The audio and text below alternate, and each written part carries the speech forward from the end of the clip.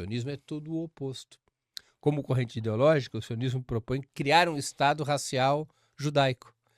É como se a solução proposta fosse um racismo contra o racismo aplicado aos judeus.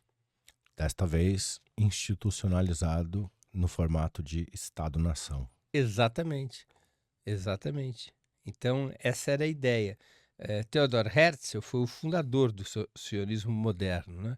Ele escreveu um livro no final do século XIX chamado O Estado Judeu, em que ele claramente propõe isso, a constituição de um Estado étnico, o que era, retomo o que eu tinha falado há algum tempinho atrás aqui no nosso bate-papo, que era uma regressão.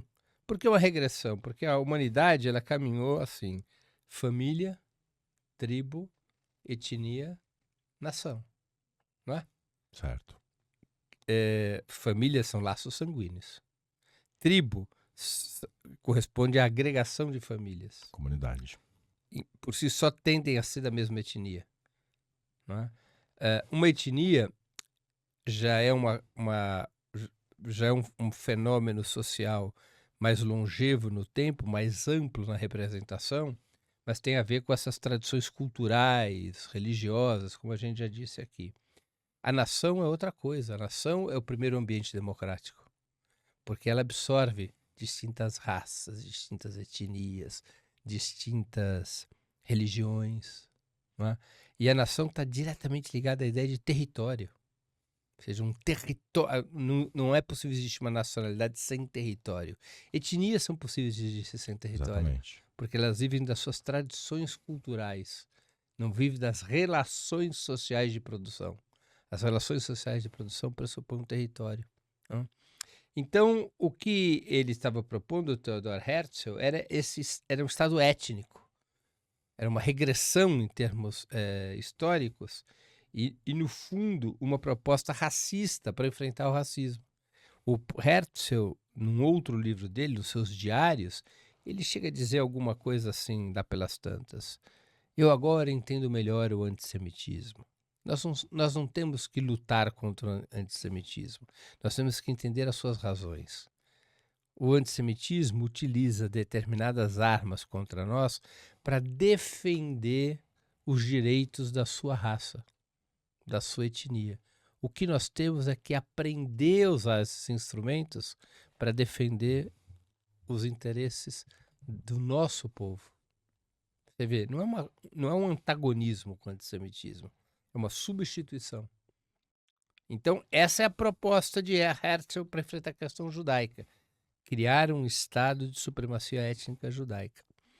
E quando o movimento sionista decide que o local para construir esse Estado seria a Palestina, aí o sionismo adquire uma outra característica, além do racismo. Adquire a característica colonial. Porque quando o sionismo decide construir esse Estado de supremacia étnica na Palestina, os judeus na Palestina não eram mais que 5% da população.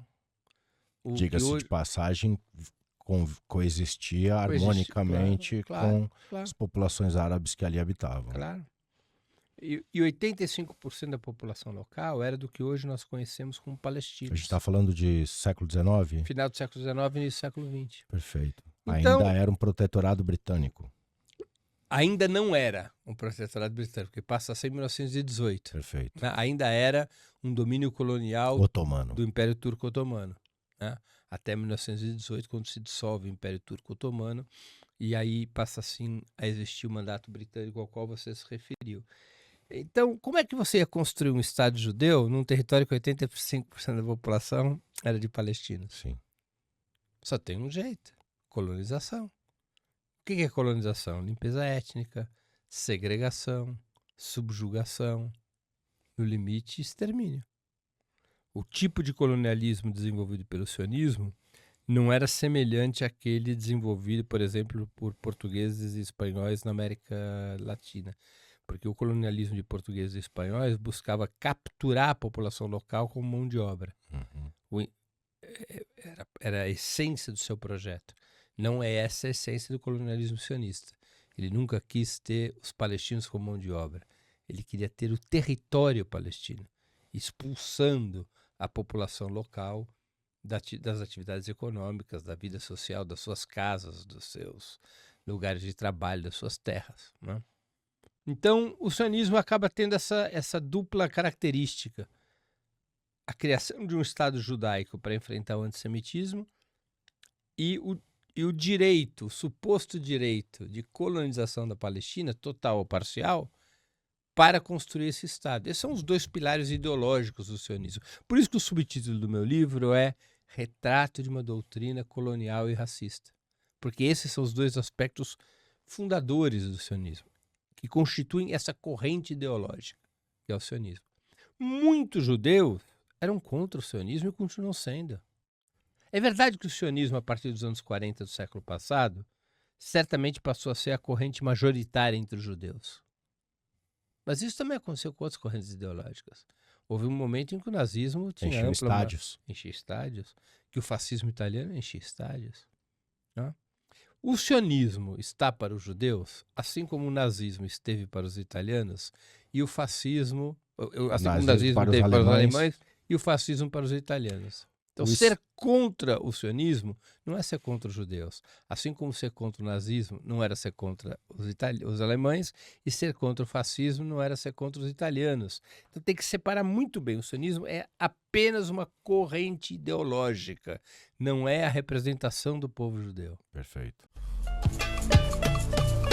أعوذ بالله من الشيطان الرجيم بسم الله الرحمن الرحيم